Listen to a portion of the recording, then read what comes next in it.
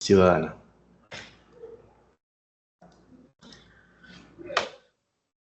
Para ello vamos a dar pie al marco general y los principios que engloban el derecho al acceso a la información pública.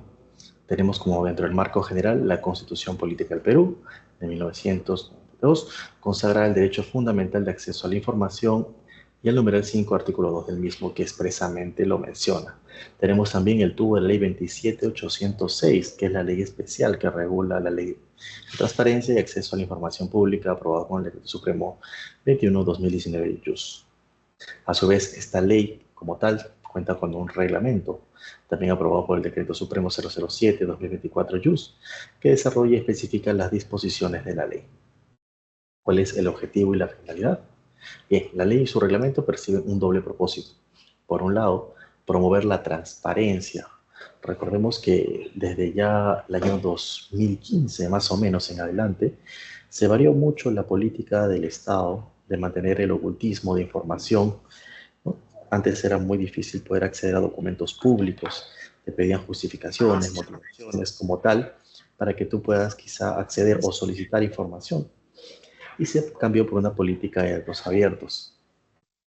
Dentro de ello, lo que se busca básicamente es promover la transparencia en los actos del Estado, asegurar la visibilidad y la comprensión de las decisiones y actividades por el uso de recursos públicos.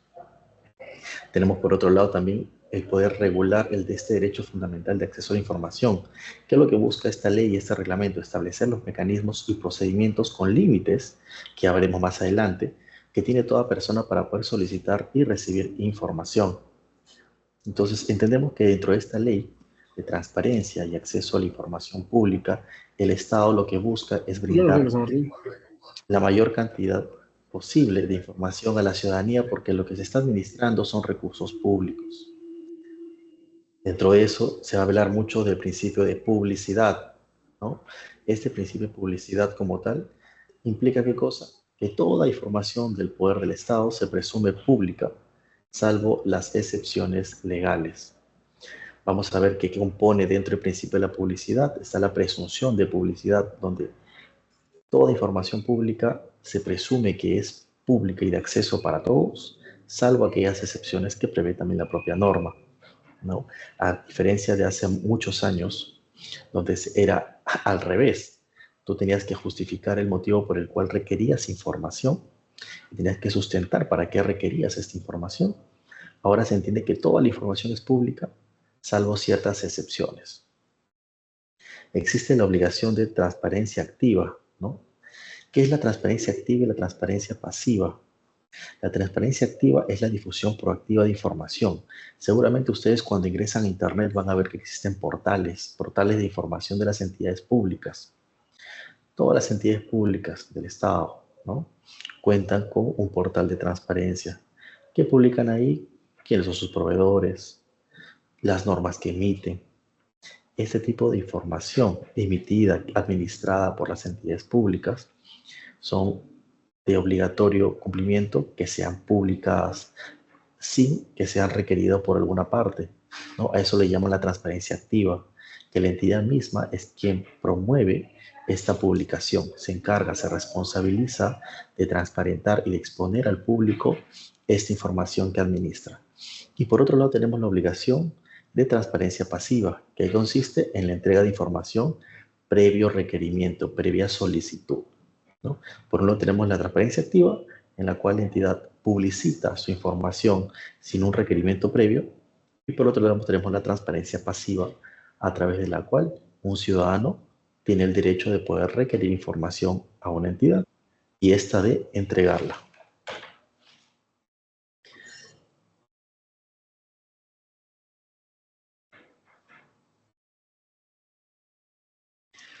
¿Quiénes son los sujetos y el ámbito de aplicación dentro de la administración de este derecho?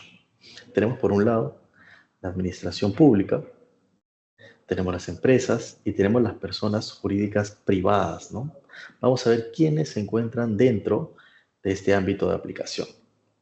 Dentro de la administración pública, Poder Ejecutivo, Poder Legislativo, Poder Judicial, gobiernos regionales, gobiernos locales, organismos constitucionalmente autónomos, conocidos, ¿no?, como el Foro Nacional de Elecciones, el OMPE, la RENIEC, el Tribunal Constitucional, la Junta Nacional de Justicia. Pero además, esta ley abarca también empresas, no necesariamente empresas privadas, pero sí empresas del Estado. Sujetas a procedimientos están empresas estatales. Doctor, por ejemplo, ¿qué empresa estatal tenemos? EMAPE, Emilima, ¿no? Empresas con participación estatal significativa. Es decir, esta norma como tal no solamente aplica a entidades públicas, también aplica a empresas, pero siempre y cuando sean empresas del Estado. Ahora, aplica a entidades públicas, a las empresas del Estado, pero también aplica a algunas personas jurídicas privadas. Por ejemplo, aquellas personas jurídicas privadas con funciones públicas bajo concesión, delegación o autorización del Estado, ¿no? ¿Quiénes son? Aquellas que brindan características de servicios públicos, tarifas, condiciones, funciones administrativas. Por ejemplo, ¿qué servicios públicos existen? Por ejemplo, Sedapal, ¿no? Es un servicio público.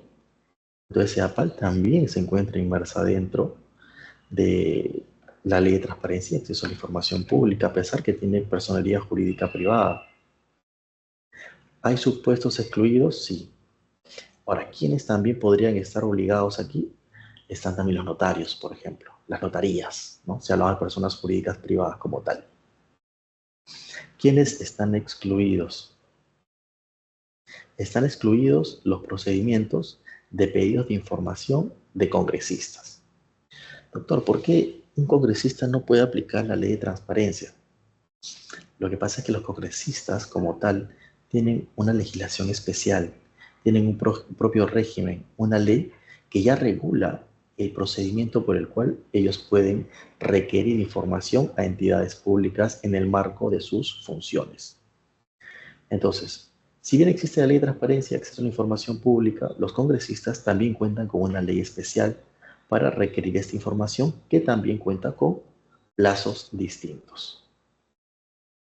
¿Qué otro supuesto está excluido? Si una entidad pública le pide a otra entidad pública información, ¿vamos a aplicar la ley de transparencia? No, no es necesario y no debería pedirse así. Hay entidades públicas, y lo he visto, que quizá aplican de manera errada esta ley, y siendo yo una entidad pública, una entidad del Estado, envío una solicitud de transparencia a otra entidad pública. Cuando existe una comunicación, un requerimiento de información entre entidades públicas, hablamos que son el mismo poder, eh, se aplica una figura llamada deber de colaboración. El deber de colaboración entre entidades está regulado en la ley 27444, ¿no? Las entidades públicas como tal están obligadas, ¿no?, a apoyarse en el deber de colaboración. ¿Qué otro supuesto está excluido? Las audiencias o consultas. También existe una mala práctica, y eso por parte sobre todo del ciudadano a pie. Señala: doctores, he presentado una solicitud de acceso a la información pública porque quiero una audiencia quizá con este funcionario, con el alcalde, con el gerente municipal, con el gerente regional, ¿no?, con el presidente del directorio. O presento mi solicitud de transparencia y quiero elevar una consulta.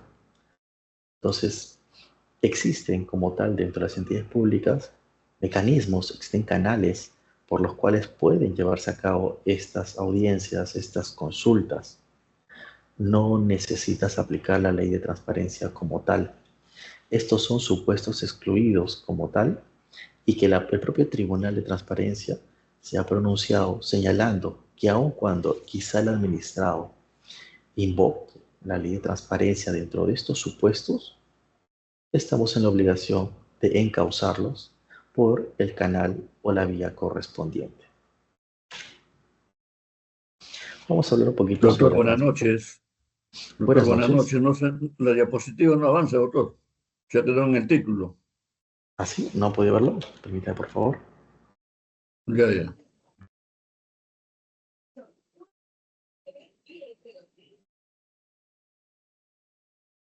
En mi caso sí avanza. Creo que el de todos, ¿eh? Sí, está avanzando la diapositiva. Ah, excelente. Es un problema quizá de su computadora. Sí, su pantalla se habrá lajeado o capaz lo tiene minimizado la pantalla, por eso aparece solo el meme. Es posible que esté de repente minimizado, ¿no? Entonces vamos a continuar. Confirmen si pueden ver, por favor, transparencia activa. Sí se ve, doctor. Sí se ve. Excelente. Sí se Vamos a puede hablar ver. un poco. Correcto. Vamos a hablar un poco sobre la transparencia activa. Ya lo veríamos mencionado hace un momento, la transparencia activa es la obligación que tiene la entidad pública de divulgar, de hacer de conocimiento, información de interés general, ¿no? Es una manera proactiva en la que las entidades muestran datos propios que pueden ser de interés para el común denominador colectivo, ¿no? Sin que medie una solicitud ciudadana. Eso es muy importante. La información que se publica en los portales de transparencia de las entidades públicas se hacen sin una solicitud. No existe una solicitud que los obligue o que gatille esta información. Ellos, propia iniciativa, están obligados a hacer de conocimiento los datos que se muestran en el portal de transparencia estándar. Así se llama PTE o Portal de Transparencia Estándar. Todas las entidades públicas cuentan con un portal de transparencia estándar, ¿no? Y aquellas que no tienen seguramente se encuentran en proceso de implementación porque aún hay entidades que están migrando a esta plataforma.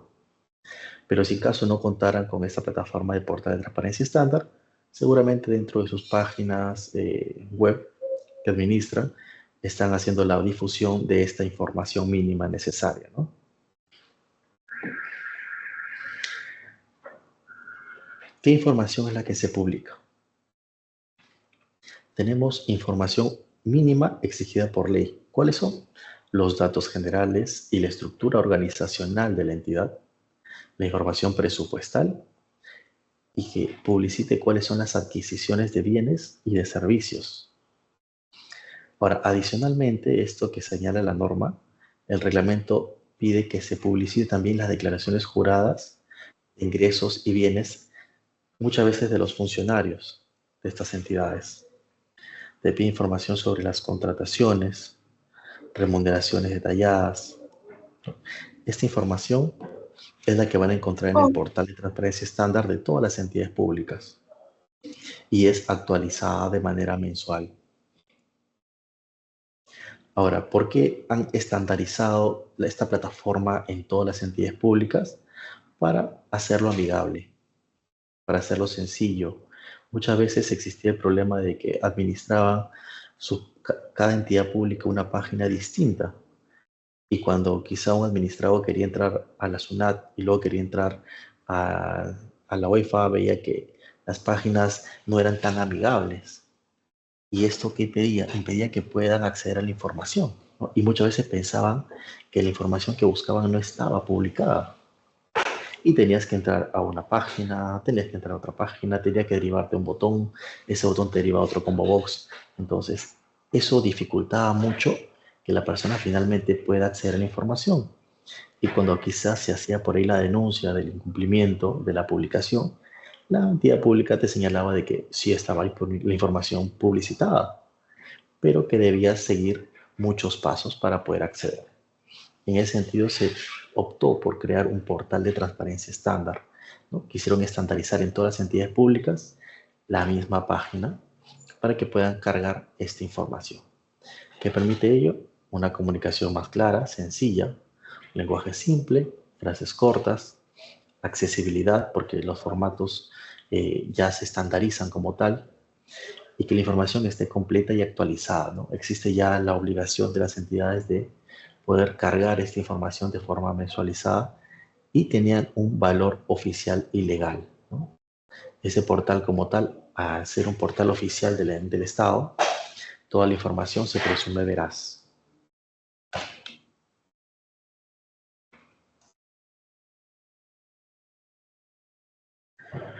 Ahora tenemos también por otro lado la transparencia activa. ¿no? Mencionamos hace un momento que si bien la transparencia pasiva es aquella información que la propia entidad publicita, ¿no? Expone a la ciudadanía, existe también la transparencia activa, mediante la cual una persona ejerce su derecho y requiere información pública.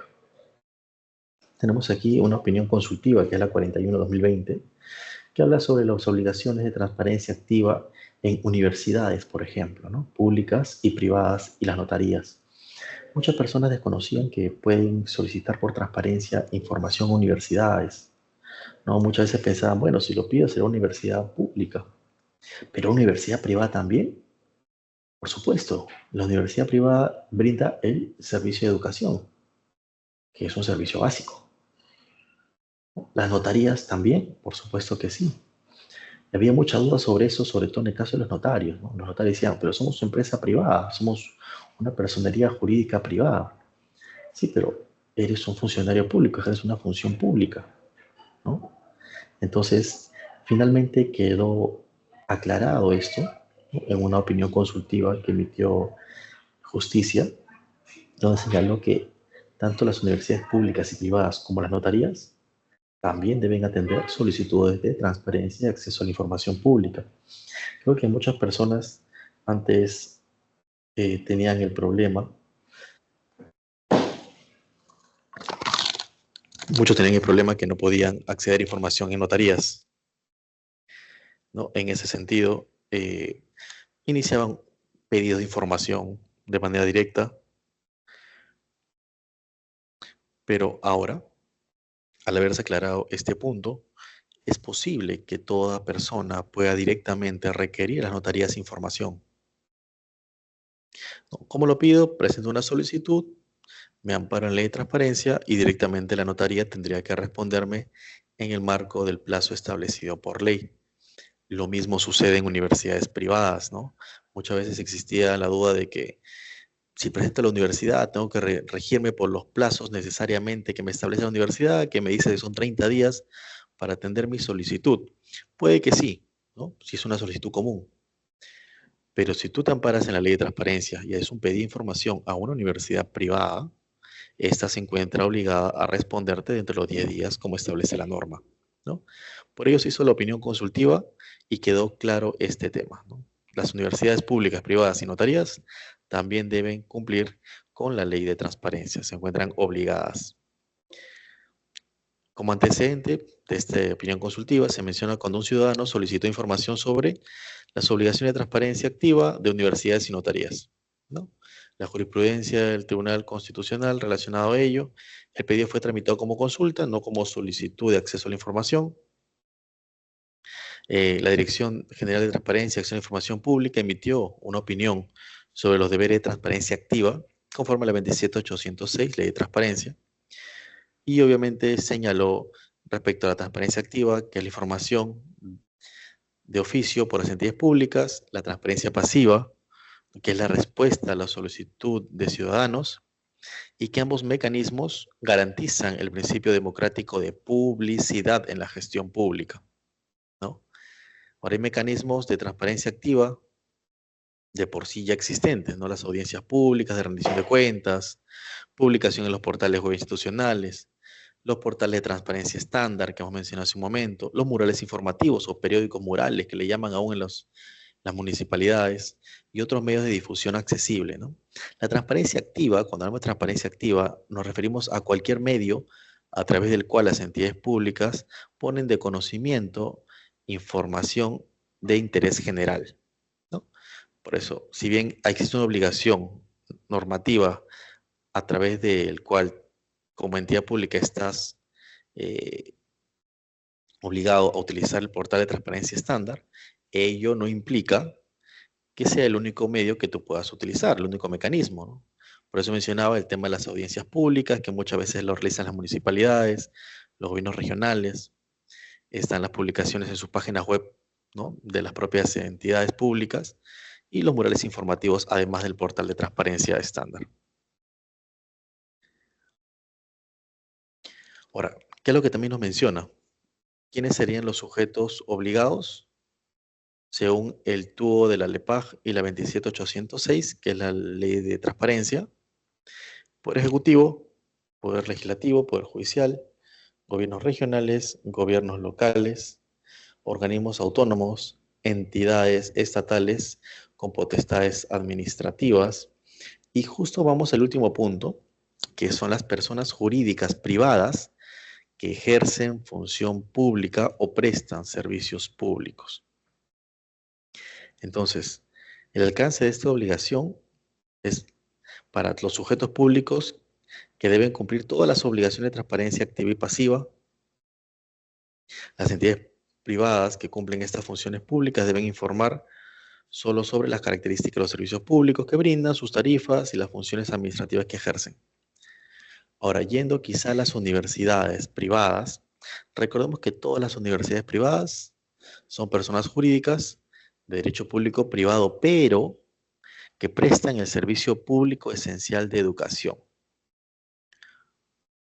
Entonces, ellos, al ser una personería jurídica privada con un servicio público, solo deben difundir, ¿qué cosa? Las características del servicio educativo que brindan, las tarifas y las funciones administrativas que ellos deben brindar, ¿no? Ello como transparencia activa, ¿no? Es decir, una información que todas las universidades deben publicitar de manera obligatoria.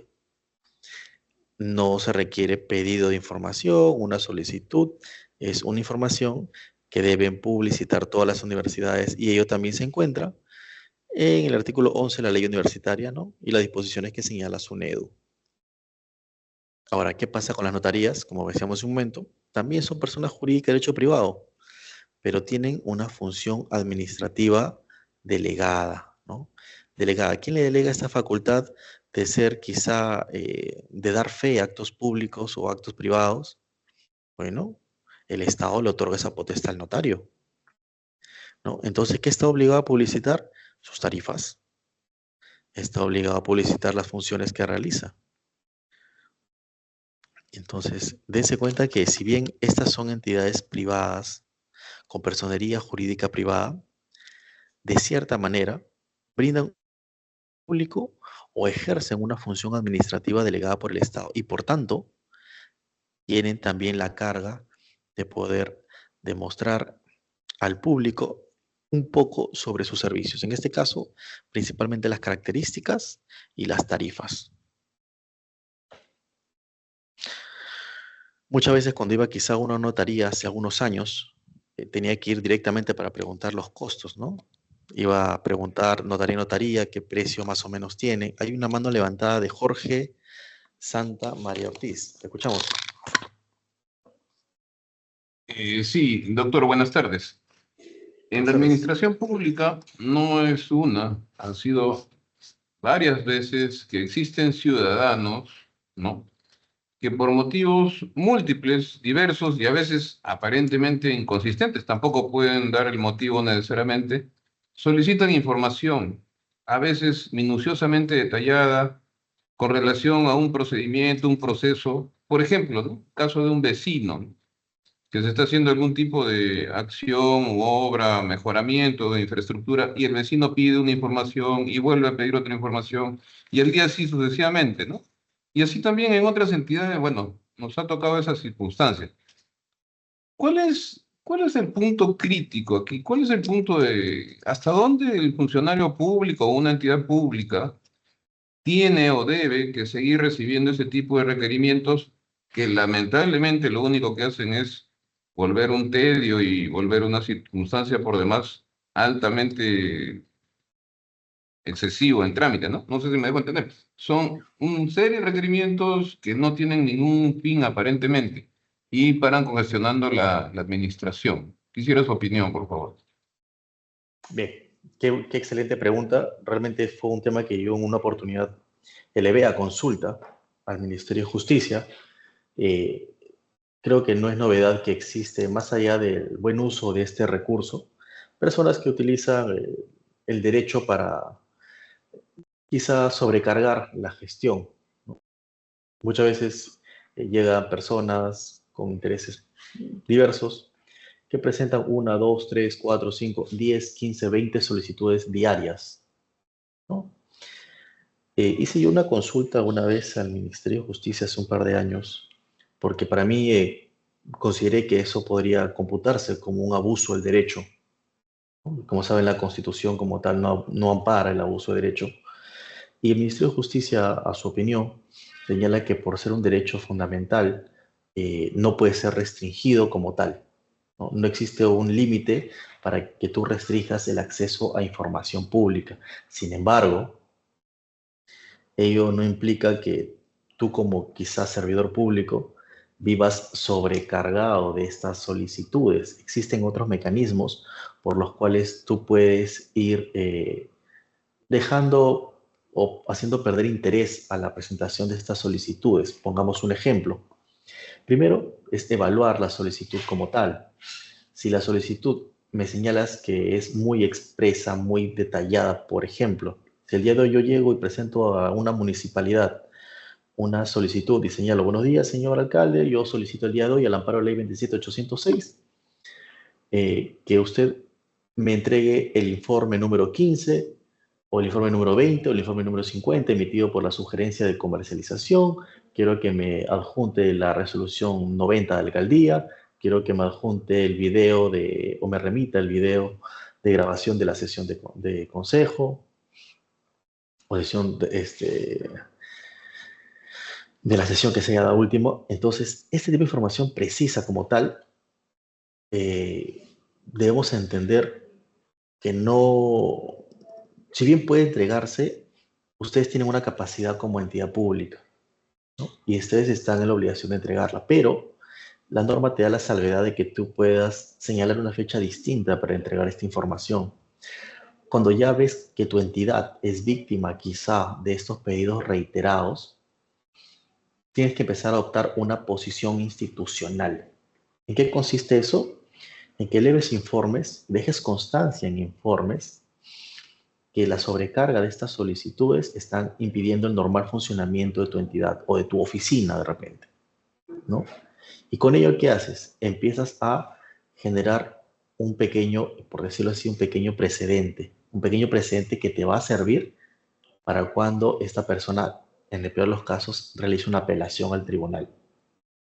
Si el día de hoy a mí me presentan 10 solicitudes y yo quizás soy el único servidor en mi oficina y no voy a poder atender todas, lo que hago es señalar una fecha distinta a la entrega de información. Y si mañana me llegan otras 10, pues en la respuesta a estos segundos 10 les señalaré: señores, tengo en cola 10 expedientes, o tengo 15, o tengo 20, o tengo 100. Así que por esa sobrecarga, ¿no?, que ya ha sido inclusive informado a mi superior, me encuentro imposibilitado de poder atender solicitudes de los 10 días. Así que voy a atenderlo en una fecha distinta. Ahora, ¿cuál es la fecha distinta? La norma no te señala cuándo es la fecha distinta. No existe, así como no hay un límite para que pidan información, tampoco hay un límite para que tú difieras la respuesta. Y yo he tenido oportunidades en las cuales me han pedido información. Por ejemplo, el día de hoy viene una persona y me dice: señor, quiero que me dé digitalizado todo el acervo documentario de 5 oficinas a mi correo tal, porque no quieren gastar en el pago de copias. ¿Y qué es lo que hacen? Me voy a poner a digitalizar el acervo documentario de 5 oficinas en 10 días. Posible. Lo que hicimos fue priorizar nuestras actividades como oficina y luego de eso evaluar cuánto tiempo nos puede tomar esto. Les soy muy honesto, hicimos un pequeño cronograma de entrega y se lo íbamos a entregar en 4 años, de forma fraccionada la información. Esto se fue en apelación al tribunal y el tribunal efectivamente nos dio la razón, ¿no? Debido al volumen de la información, yo no le estoy negando la información. Lo que le estoy diciendo es que se lo voy a entregar de manera parcializada, de acuerdo a la capacidad que yo tengo para poder entregársela. Y para ello le adjunto el cronograma y respeto ese cronograma mensual, por ejemplo, o quincenal, en el cual estoy entregando la información. No me dicen nunca que sea en 10 días, en 20 días, en 30 días, en un año, o en 2 años, o en 3, en 4. Porque eso depende mucho del tipo de información o el volumen de la información que te pidan. Entonces, si tienes quizá este problema, tienes que evaluar dos cosas. Uno, que la información que te pidan sea precisa, ¿no? Me refiero a que te pidan documentos exactos o quizá un rango de información exacta. Si te van a decir el día de hoy, señor, yo quiero saber el estado situacional de la denuncia tal, el estado situacional de, no sé, del procedimiento tal, eso no va por transparencia. Ahórrense quizá la evaluación, ahórrense toda esa preocupación y encáusenlo como un procedimiento común que demora 30 días. Porque eso no va por ley de transparencia. Por ley de transparencia tú no puedes pedir que elaboren informes. Si te van a mandar una solicitud para pedirte, señor, necesito el día de hoy que me encase una relación de todos los trabajadores que tiene la entidad, los cargos, las funciones, cuándo iniciaron, cuántas asistencias tiene. Entonces, si tú tienes esa información en tu base de datos, excelente, la entregas. Pero si tú tienes que elaborar esa información para entregarla, la norma te dice que tú no estás obligado a crear información, ¿no? A crear esta información. Entonces, si bien la norma te permite que tú puedas entregar información existente e inclusive tratar información con la que ya cuentas, esto ya implica la elaboración de un documento nuevo, quizá un informe técnico, y ello no está amparado en la ley de transparencia. Así que, ¿qué podría ser tu primer filtro, ¿no? Evaluar bien la solicitud y dependiendo de lo que te pidan, si es un documento que simplemente tienes que exportar, fotocopiar, es ley de transparencia. Ahora, de acuerdo a la carga que tengas, puedes ir prorrogando las solicitudes, pero siempre dejando constancia en informes internos, para que cuando esto quizá vaya al tribunal, tengas un sustento en decir, señores, yo desde hace, por ejemplo, una semana, 2 semanas, un mes, 3 meses, tengo problemas para poder atender las solicitudes debido al volumen de información que me piden o a las reiteradas solicitudes de tales personas, ¿no? Y con eso salvaguardas mucho tu responsabilidad, sobre todo. Vamos a ver más adelante las responsabilidades que podría acarrear esto, ¿no? ¿Alguien levantó la mano más, me parece? Sí, sí, doctor. Buenas noches. Le saluda el doctor Buenas Rubén noches. Miraya. Sí, justamente acotando lo que usted acaba de decir respecto al tema de llamémoslo así, la demora justificada en la ley 27444, en el artículo 159, señala las reglas para la celeridad. En el numeral 1 nos dice que en el impulso y tramitación de casos de una misma naturaleza se sigue rigurosamente el orden de ingreso y se resuelven conforme se vaya permitiendo su estado, dando cuenta al superior de los motivos de demora en el cumplimiento de los plazos de ley que no pueden ser removidos de oficio.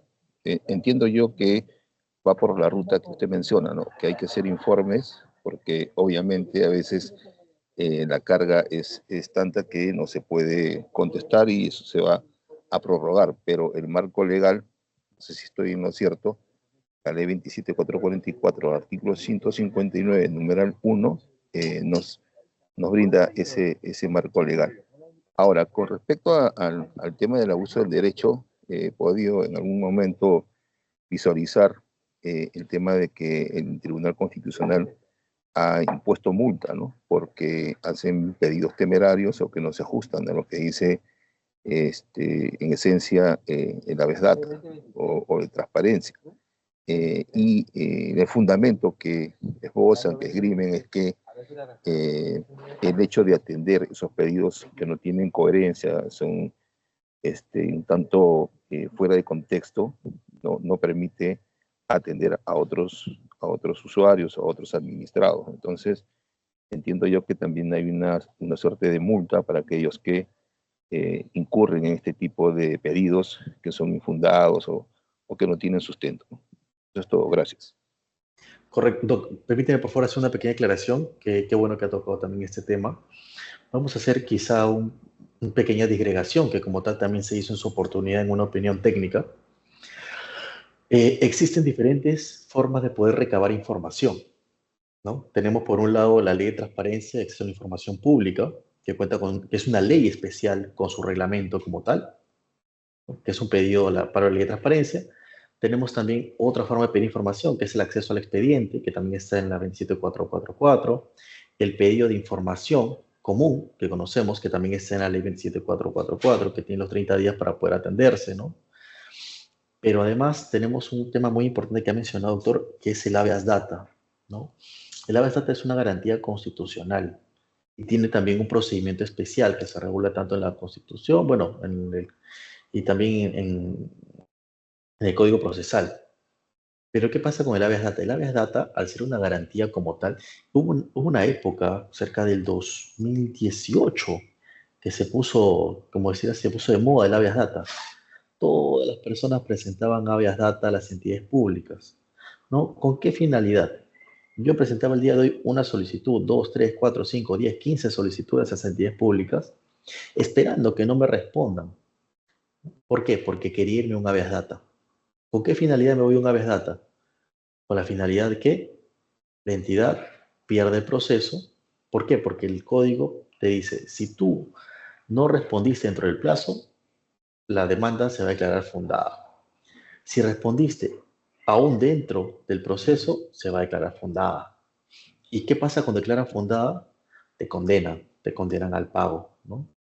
Entonces, muchos abogados maliciosamente presentaban demandas de habeas data en todas las entidades públicas, cerca de 15, 20, 30, 50 solicitudes, lo pasaban a un proceso de habeas data cada una, y con ello ganaban honorarios, porque te condenaban como entidad pública quizá al pago de los honorarios del administrado, que eran generalmente entre 5.000 a 9.000 soles. Entonces, se volvió un negocio rentable, por decirlo así, para algunos abogados que hacían esta mala práctica de aplicar este proceso constitucional para que los jueces constitucionales impongan a las entidades públicas el pago de los honorarios, ¿no? Imagínense que por 5, 10, 15 procesos que solamente son solicitudes y luego pasa un habeas data, ningún tipo de tasa judicial, esperaba simplemente medio año, por ahí 10 meses, que salga la sentencia y ya ganabas tus honorarios, 5.000 por cada proceso, ¿no? Ahora multiplicado eso por cada entidad pública en lo que hacían, se convirtió en algo muy rentable, ¿no? Pero lamentablemente con el pasar de los años, porque borró cerca de 2 años este apogeo, quien habla también fue uno de los primeros que impulsó el tema de aplicar la sustracción de la materia dentro de los procedimientos de habeas data. Si bien es cierto, la sustracción de la materia no es una figura aplicable dentro del proceso constitucional porque es una figura civil, y si bien la norma constitucional regula cada uno de los supuestos, ¿no? En el caso de que se atienda la solicitud antes de presentar la demanda o después de presentar la demanda, está regulando el código. Pero aún así, como hubo tanto abuso por los habeas data, los jueces optaron por aplicar la sustracción de la materia, porque vieron que las entidades públicas están siendo multadas y estaban perdiendo demasiado los procesos. Los abogados venían aprovechándose de esta situación para el cobro de sus honorarios. Así que es muy importante tocar el tema de la habeas data también. No es parte de este diplomado, pero considero que es bueno que tengan en claro que además de la ley de transparencia como tal, existen otros mecanismos de acceso a información. Está, como repito, el acceso al expediente, está la solicitud, la autodeterminación informativa, que también se menciona, está también los habeas data. Entonces son otros mecanismos por los cuales puede requerirse información, pero cada uno tiene una normativa especial. Y si en caso, el día de hoy, por ejemplo, yo deseara solicitar información sobre mí mismo a una entidad pública, sería incorrecto que yo aplique la ley de transparencia, porque yo no puedo pedir por transparencia información mía. Tengo que pedir información de otras personas. Si yo pidiera información mía al amparo de la ley de transparencia, lo correcto sería que me señale la entidad pública: señor, esto no se encuentra al amparo de la ley de transparencia, usted está pidiendo información de sí mismo. Así que puede aplicarse de repente el acceso al expediente, si es un proceso, o quizá derecho a la autodeterminación informativa. Y para eso ni siquiera necesito esperar los 10 días porque es información propia. Así que creo que por ahí puedo aclarar un poco la duda, doctor.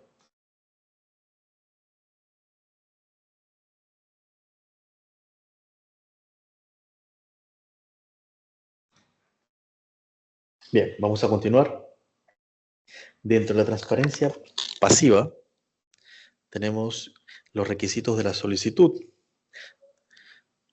¿Qué es lo que te señala el reglamento en su artículo 13? Que la solicitud debe contener como mínimo nombres y apellidos completos, número de documento y el domicilio. Este segundo punto realmente es lo que hace la diferencia entre un procedimiento de transparencia y quizá otros procedimientos de acceso a información. La expresión concreta y precisa del pedido de información. Si la información no es clara, como entidad pública yo estoy en la obligación de pedirle al administrado que por favor se sirva a aclarar su pedido. Doctor, si no lo aclara, lo archivo. Doctor, ¿qué tipo de información puede pedir? Todo tipo de información. Pero recuerda que existen otros mecanismos como mencioné hace un momento. Entonces se entiende que si tú vas a pedir por transparencia alguna información, primero, no es información tuya. Y segundo, no es información que se encuentre dentro de las excepciones. De acuerdo a eso, también tú puedes señalar si en caso el pedir información busca crear algún tipo de información, quiere obligar a la entidad a crear algún tipo de información, también puedes señalar de que no se enmarca dentro de la ley de transparencia. ¿Qué más te pide? Te pide que en tu solicitud señales de forma expresa cuál es la modalidad y la forma de entrega deseada, ¿no? Quiero, por ejemplo, una copia de la resolución número tal de fiscalización. ¿Ok? ¿Cómo la quiere? ¿La quiere en copia simple, copia fedateada, copia certificada? ¿La quiere por correo? Tienes que ser muy claro en ese sentido. Si tampoco lo señala, ¿qué hago? ¿Presumo? No puedes presumir. ¿Por qué? Porque si tú presumes que quizá quiere una copia simple, ¿qué implica eso? Que la persona va a tener que pagar por el costo de esta reproducción y de repente la persona lo quería por correo, no quería pagar. Entonces tú como entidad pública no puedes presumir cuál es la modalidad o forma de entrega. Tienes que pedirle por favor que aclare cómo va a desear la información.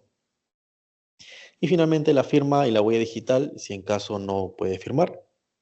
Y se presenta físicamente, obviamente, ¿no? Ahora, ¿cuáles son los canales para presentar solicitud? La unidad de recepción documental, ¿no? Que también le llaman mesa de partes, ¿no? Hay un formulario digital también en las páginas web. Muchos ya han implementado estos portales para que puedas presentar tus solicitudes, ¿no? Vas llenando los formularios que te aparecen en la página y con ello lanzas la solicitud. Tenemos también los correos electrónicos institucionales, ¿no? Muchas veces han creado correos electrónicos de transparencia para recabar esta información o correos electrónicos como mesa de partes que sirven para poder recepcionar esta información o estas solicitudes. ¿Cuál es el plazo de atención? El plazo general, el plazo común para atender una solicitud de transparencia es de 10 días hábiles. Ahora, ¿se puede prorrogar esto? Sí. Doctor, ¿cuándo se puede prorrogar esto? La verdad es que si bien la norma no lo señala expresamente, haciendo una interpretación sistemática de la norma y el reglamento, te dice que tú puedes pedir una prórroga al segundo día. Muchos tienen quizá la mala costumbre como entidad pública de esperar el día 10 y en el día 10 decirle, señor, su solicitud la voy a atender de acá a 3 meses. No, estos casos ya han sido también materia de apelación ante el tribunal y el tribunal ha señalado que esa prórroga sería extemporánea y por tanto debería entregarse la información. Entonces, tenemos que tener claro que cuando uno presenta una solicitud de transparencia, tienen 10 días para responderte. Si dentro de los 2 primeros días no te piden una subsanación o no te piden una prórroga, tú entiendes que tu solicitud es correcta y que tu solicitud será atendida máximo al día 10. ¿No? Hay, como repito, malas prácticas por parte de entidades públicas que esperan que transcurran 8 días, 7 días, 5 días para decirle, señor, su solicitud debe ser subsanada, no entiendo qué es lo que pide. Señor, su solicitud será atendida de acá a un mes. Entonces, si bien puede que se venzan los plazos porque son cortos, existe la obligación legal de cumplirlos como tal, ¿no? No puedo yo pedir al día 10 una prórroga o no pedir al día 10 una subsanación. ¿Por qué? Porque también yo estaría incurriendo en una infracción como funcionario. Ahora, hablemos sobre los costos de reproducción, ¿no? ¿Cuánto me cuestan las solicitudes de transparencia? Para ver esto, lo primero que tenemos que saber es cuál es el mecanismo que van a utilizar eh, para poder requerir información, ¿no? Solo se gastan por costo de reproducción. No hay gasto de búsquedas, no hay gasto de personal, no hay gasto de infraestructura. No, muchas veces cuando veían en el TUPA te ponía un costo alto por la reproducción y te incluía la búsqueda del personal, pero se quedó ya establecido que solamente pueden cobrarte el gasto de reproducción. Si es quizá una entrega de información por correo electrónico, fax, medios digitales, que no acarrean un costo de reproducción, en ese caso no habría pago alguno. Ahora, hay otro punto importante. Hay personas que piden información por medios que no están regulados. Por ejemplo, un CD. Si yo pido que manden información en un CD-ROOM y quizá la entidad pública no tiene en su TUPA contemplado el costo del CD-ROOM, lamentablemente tiene dos opciones. O pide que modifique el medio de entrega dentro de los 2 días, o tiene que asumir el costo del CD y entregar la información. ¿Alguien me parece que levantó la mano hace un momento?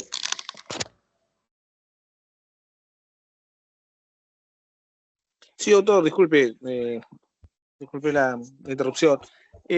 Usted indicó hace un momento que el, bueno, el administrado debe especificar el modo en que se le entregue la información, ¿no? Pero he visto algunos momentos en que, por ejemplo, se le solicita información de, no sé, un documento que la misma entidad emitió, ¿no? Pero se le solicita fedateado. ¿Esto es posible? O sea, la entidad debe fedatear el documento que ellos mismos emitieron. Esa es mi duda. Ok. ¿Qué pasa? Que cuando tú pides un documento, sí, bueno, por lo menos el tribunal en más de una ocasión ha dicho que sí. Ya, le soy muy honesto. El tribunal, cuando he pasado esta situación, también me ha pedido copias fedateadas muchas veces, a pesar de que es un documento propio emitido por la entidad, ¿no? Y de que yo estoy sacando la copia del propio documento que he emitido. Si me lo piden en modalidad fedateada, el tribunal dice, no hay impedimento para que no se lo featees. Entonces dice, entrégaselo fedateado porque está que te lo pide fedateado. En ese sentido, sí, el tribunal ha sido muy insistente y ser quizá muy favorecedor al administrado y no pone una restricción, ¿no? Si pide quizá que le mandes la mitad en copia simple, la mitad en copia fedateada y la mitad por correo, para ellos no hay ningún inconveniente, ¿no? Deberías entregárselo en esa modalidad. Porque entiende que como es una solicitud inmotivada, el administrado sabrá para qué procedimiento lo requiere quizá, ¿no? Quizá por un trámite en la embajada, no sé, generalmente por eso los motivos que lo piden o certificados o fedateados, ¿no? O quizá para hacer una denuncia. Pero sí si te piden que sea fedateado y cuentas con fedatarios, obviamente, el tribunal te va a obligar a que le entregues la copia en la modalidad en que te lo solicita. Muchas gracias, doctor.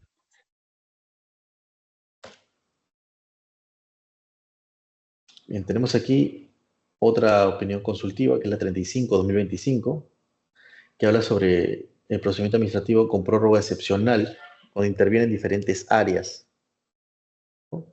Si bien sabemos que el plazo como tal es 10 días y el plazo extraordinario con prórroga, ¿no?, es aplicable para casos especiales y justificados, ¿no? Te pide qué cosa, que sea algo razonable y que sea determinado por la entidad, ¿no? La aplicación de la prórroga aplica si es una sola área, solicita la prórroga y la sustenta todo el site, ¿no? Se tramita bajo el plazo de prórroga. No corresponde que una parte se rija por el plazo ordinario y otra por parte extraordinaria. No mantiene coherencia, unidad. ¿Qué es lo que pasa? Que muchas veces pedían información de diferentes oficinas, y creo que quizá más de uno le ha pasado, ¿no? Cuando una persona requiere información de una entidad pública, pide información que quizá parte se encuentra en tesorería, parte se encuentra en logística, parte se encuentra en administración, quizás se encuentra en diferentes entidades. Entonces, ¿qué pasa? Si yo, por ejemplo, como área 1, supongo que son 4 áreas, área 1, área 2, área 3 y área 4, si yo como área 1 considero que la información que me piden requiere una prórroga y solicito la prórroga dentro del plazo, ¿qué significa? Que automáticamente todos van a tener la misma prórroga porque es una sola solicitud.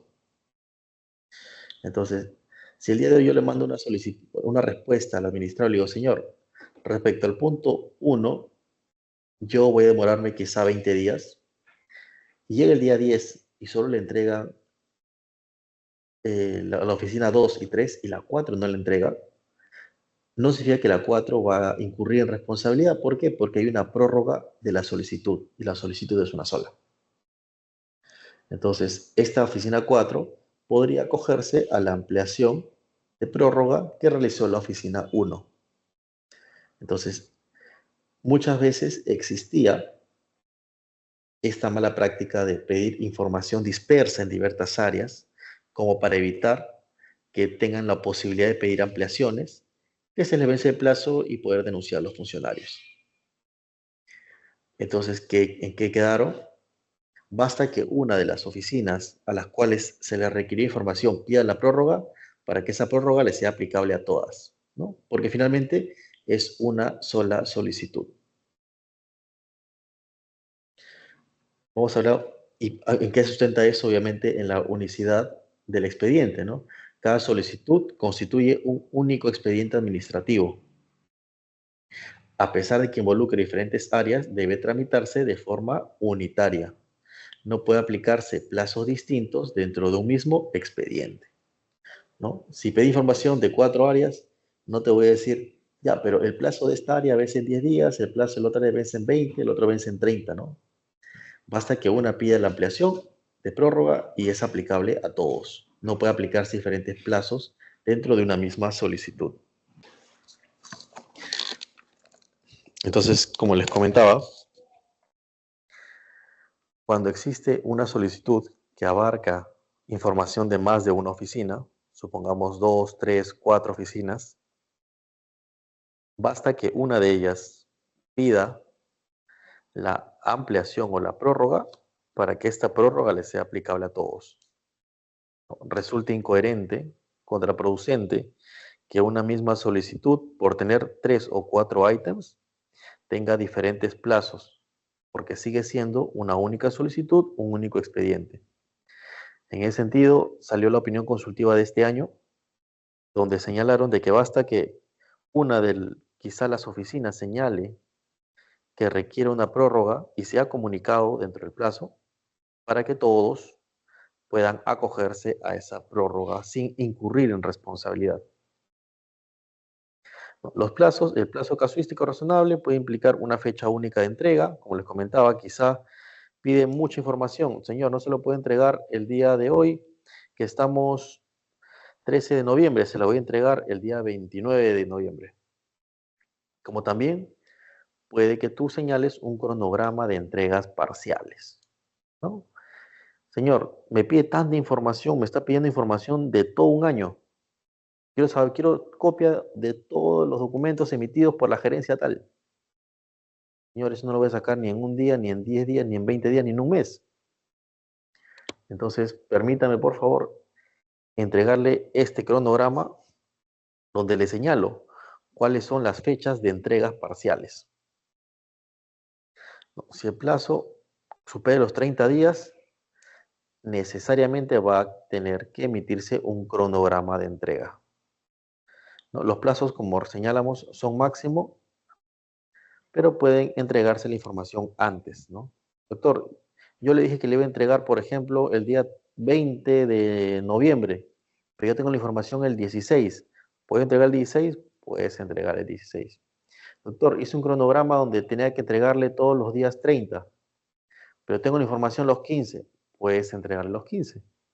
¿No? Los plazos que tú establezcas como fecha única de entrega o como cronograma de entregas parciales son fechas máximas, ¿no? Si tienes la información antes, puedes entregarlo y no hay ningún problema. Ahora, ¿hay excepciones al acceso a la información? Por supuesto que sí. Aunque el principio general es la publicidad de la información, la legislación peruana contempla un régimen de excepciones que es estricto y limitado para proteger los bienes jurídicos superiores, ¿no? Que en este caso es, por ejemplo, la reserva tributaria, entre otros. Estas excepciones deben interpretarse de manera restrictiva. Entonces tenemos información secreta, información reservada e información confidencial, ¿no? Como dijimos al inicio, el acceso a información pública se entiende que todo es público, que todo puede entregarse a las personas, a los administrados, sin restricciones, entre comillas, ¿no? Pero existen excepciones a esta regla, a esta norma, ¿no? ¿Qué cosa no puede entregar, doctor? El artículo 15 me dice que hay información secreta. ¿Qué es información secreta, doctor? Es aquella información que de revelarse podría generar un riesgo significativo para la seguridad nacional, la integridad territorial o la subsistencia del sistema democrático. Por ejemplo, ¿qué información? Información de ámbito militar, de ámbito de inteligencia, planes de defensa militares, operaciones especiales, operaciones de inteligencia y contrainteligencia, desarrollos técnicos para la defensa nacional, ¿no? Este tipo de información yo no puedo pedirla por transparencia porque obviamente podría poner en riesgo la seguridad nacional, ¿no? Imagínense que alguien pueda tener acceso a los planes de defensa militares. Sería ilógico que otro país pueda tener acceso a esta información de las actividades de inteligencia que realiza el Sistema Nacional de Inteligencia, información del personal de seguridad nacional. Entonces, esta información secreta está exceptuada del acceso a la información. ¿Qué más está dentro de las excepciones? Está la información reservada. El artículo 16 regula la información reservada, ¿no? Es aquella información que podría perjudicar la seguridad, pero en el ámbito de orden interno. Por ejemplo, lo que puede ser seguridad y orden interno, relaciones externas, planes de operaciones policiales, información que impidan investigaciones, planes de seguridad de instalaciones y dignatarios, elementos de negociaciones internacionales, información que afecte a relaciones diplomáticas.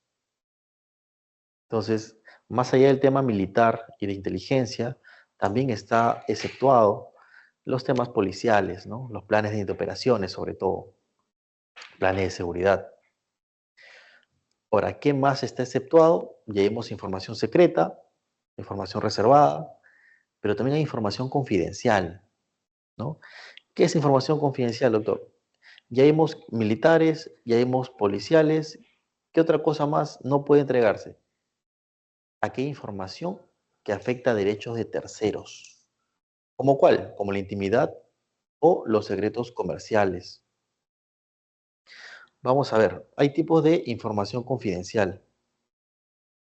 Tenemos proceso deliberativo, los consejos y recomendaciones u opiniones producidas como parte de un proceso consultivo, generalmente emitidas por las oficinas de asesoría jurídica. Tenemos los secretos protegidos, información amparada en secreto bancario, tributario, comercial, industrial, tecnológico, bursátil, ¿no? Imagínense que las personas tengan acceso a sus cuentas bancarias, ¿no? ¿Cómo estaría la extorsión a esta altura? ¿Qué más está como confidencial? La potestad sancionadora, ¿no? Dentro de la potestad sancionadora, la información de las investigaciones en trámite sobre la potestad sancionadora. Recordemos que la potestad sancionadora, dentro de un procedimiento, es una etapa de investigación también. Y como tal, está protegido justamente para evitar que la persona investigada entorpezca o trate de ocultar las pruebas. ¿Qué más considera como información confidencial? El secreto profesional, información preparada por asesores jurídicos y sobre todo un dato muy importante que muchas veces se obvian en las entidades públicas, los datos personales. Los datos personales es un error muy recurrente en las entidades públicas. No pueden entregarse datos personales a terceros. Doctor, ¿cómo datos personales? DNI, firma, huellas. Esa información no puede entregarse. Doctor, pero acá tiene la huella de la persona, tiene la firma. No puedes entregarlo. Tienes que omitir o testar o borrar esa parte porque tienes que proteger también a una tercera persona. Entonces, los datos personales es información cuya publicidad constituye una invasión a la intimidad personal y familiar de un tercero. Acá justamente tenemos los tres: la información secreta, la información reservada, la información confidencial. Y dos, esto se encuentra... Ay, perdón, pero se están levantando la mano. Adelante, por favor. Sí, María doctor, Tarazona, ¿verdad? buenas tardes. Buenas Paola tardes. Aguirre. ¿Me escucha? Doctor, justamente iba a comentarle sobre los datos personales. ¿Puede ser el C4 de RENIEC, que hubo tanta controversia con respecto a ese documento? Ha habido realmente mucha controversia sobre el C4. Me parece que alguien más quería hacer una pregunta, me Sí, parece, doctor, antes de responder esto. y justamente que nosotros pedimos por nuestros clientes, ¿cómo es que ahora se está trabajando con respecto a eso si ya no están entregando? Ya, perdón, me está hablando respecto al C4, ¿verdad? ¿Usted dónde Sí, trabaja? C4, sí. Yo trabajo en una institución pública, pero me refiero cuando uno va a solicitar para los clientes, ¿no? Para nuestros clientes, necesitamos, no se encuentra acá y uno tiene que pedirlo, como antes lo pedíamos y nos entregaban. Claro, luego salió que ya no salían las imágenes, creo que ya no solo salían los datos y ya no la dirección, pero no están entregando ya. Sí, lo que pasa es que Nosotros efectivamente... necesitamos ¿Mm? ese documento para trabajar. ¿Qué está haciendo con respecto a eso? No nos han dado ninguna otra alternativa. Correcto. ¿Alguien más, perdón, que desea esa información o tiene una pregunta sobre este tema? Sí, Me parece que alguien más. sí, doctor, buenas noches.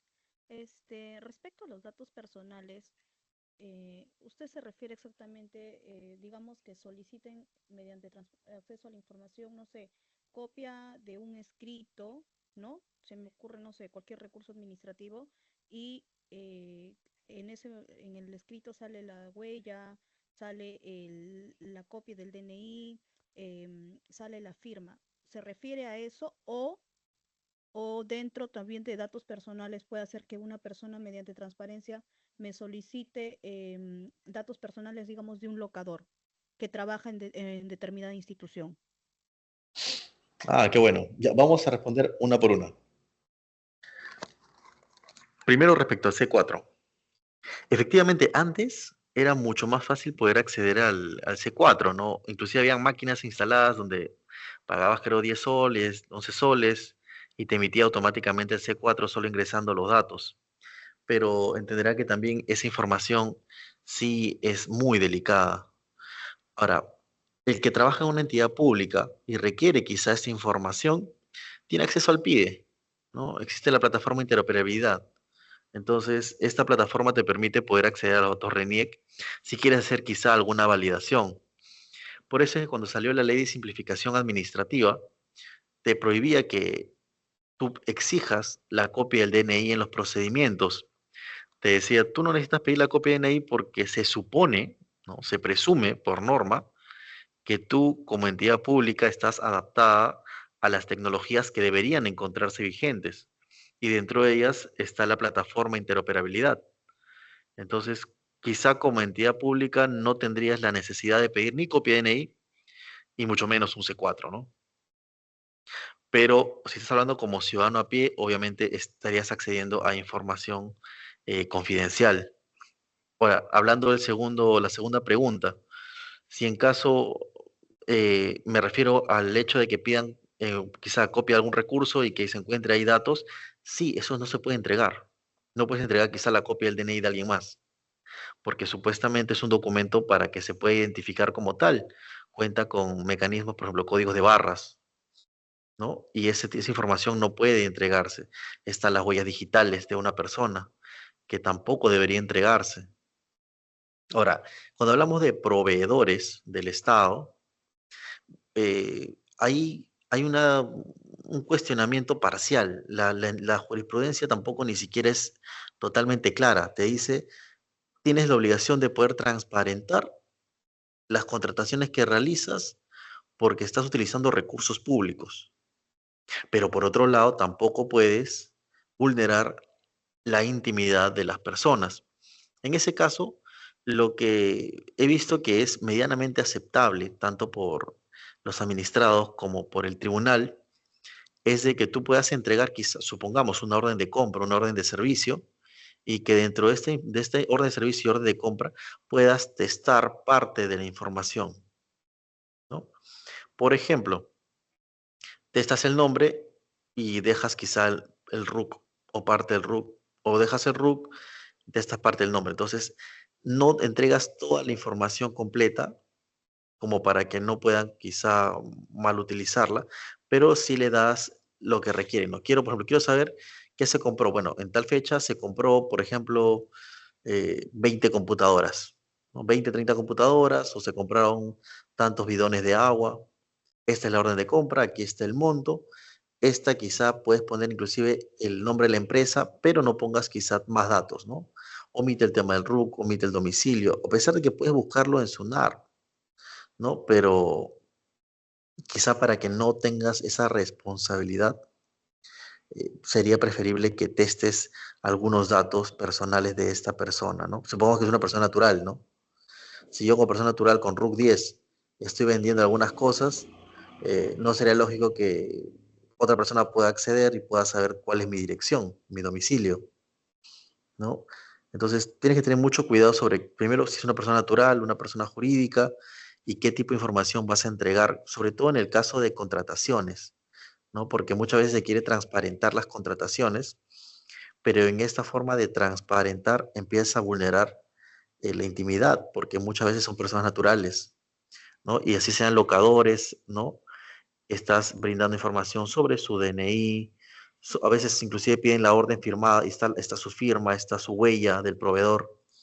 Entonces, esa información no puedes entregarla. Por último, ocúltala, téstala, no sé, pásale un plumón, que es lo más común, ¿no? Lo tapan con un plumón negro, le sacan una copia y ya no se puede ver ni la huella, ni el DNI, ni la firma del proveedor.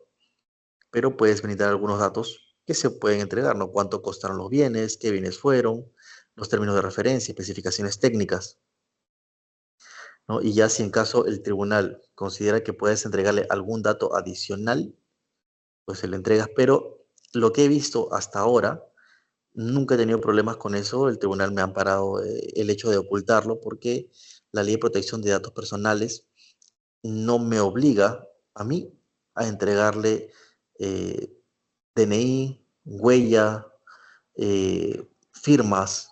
No son signos muy distintivos que identifican a la persona como tal ante la sociedad y que no deberían divulgarse abiertamente.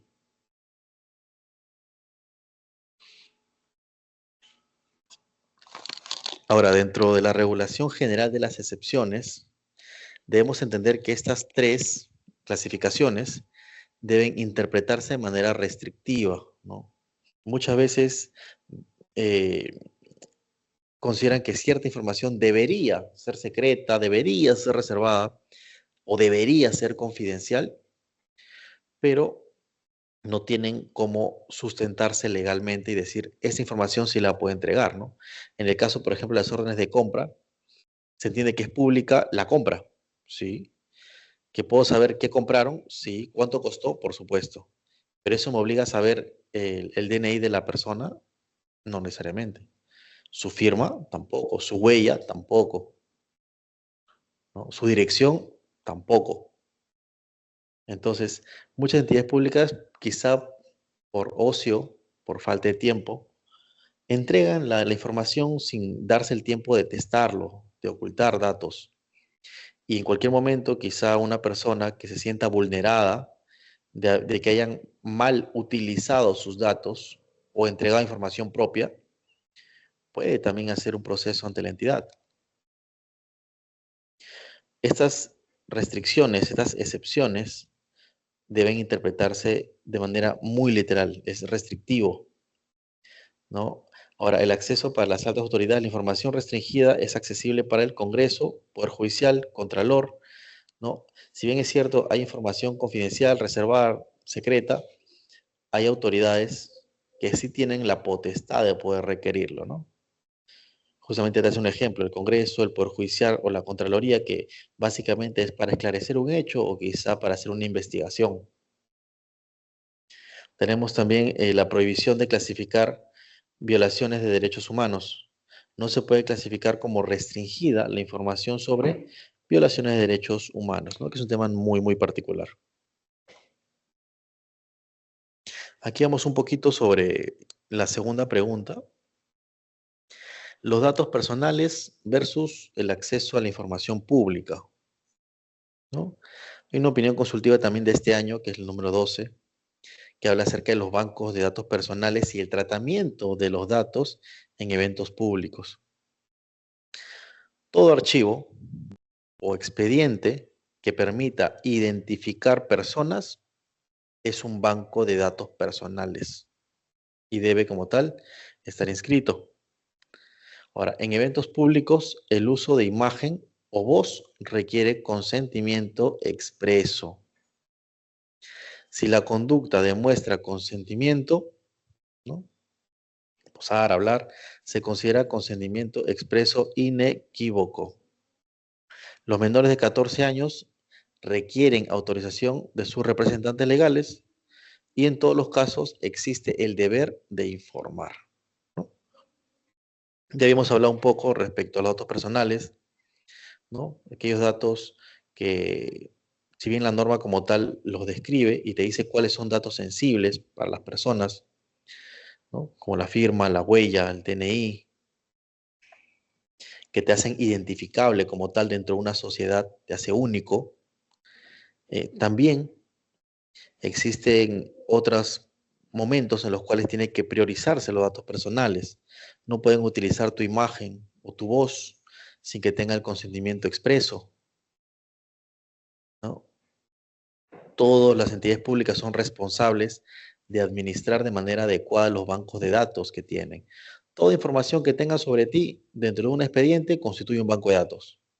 Y la entidad pública es responsable de administrar, custodiar esa información y resguardar que no sea divulgada en caso se encuentre dentro de las excepciones a la norma. Ahora, ¿qué pasa, doctor, si a pesar de eso me he enterado que hay muchas entidades que tienen quizá flojera de testar información? Así que le piden, por ejemplo, 50 órdenes de compra y sacan copia de las 50, se olvidan de que está firmada, que tienen huellas y le entregan. ¿Hay responsabilidad de eso? Por supuesto que sí. El reglamento del 2024 detalla las responsabilidades de los actores dentro de una entidad pública para garantizar el cumplimiento de la normativa de transparencia. ¿Quiénes son responsables? La máxima autoridad de la entidad, ¿no? ¿Por qué? Porque él es responsable de designar a los funcionarios responsables de atender las solicitudes. Hay un funcionario en todas las entidades públicas responsable de atender las solicitudes, ¿no? El famoso FRAI. En unos casos le dicen FREI.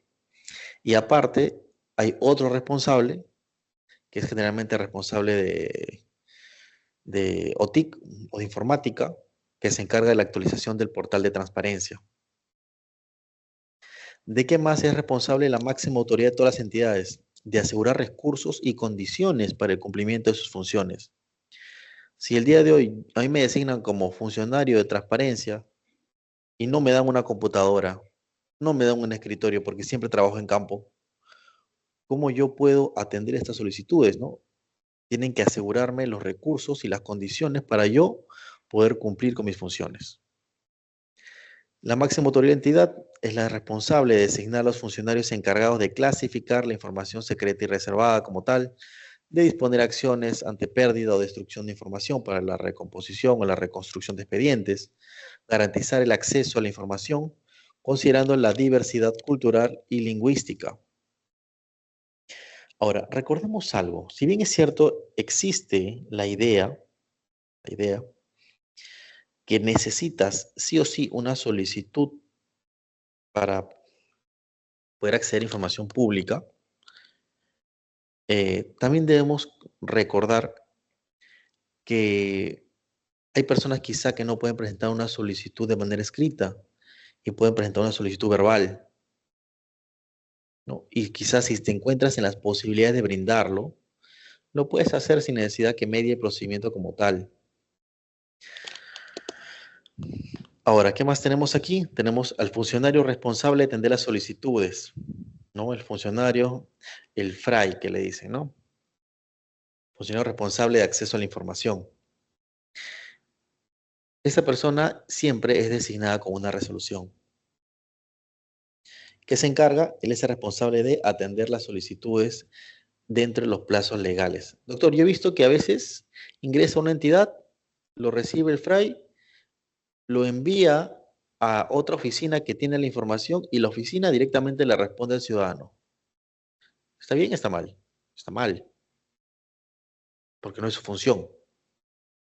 Y ha habido casos inclusive de denuncias por usurpación de funciones, porque la oficina poseedora de la información directamente comunicó al administrado. Ahora, doctor, ¿por qué hubo una denuncia? Porque la oficina poseedora de la información entregó información reservada. Se dio atribuciones que no le correspondían, porque el funcionario responsable es quien tiene que también poder discernir si quizá como segundo filtro esa información debería salir o no de la entidad.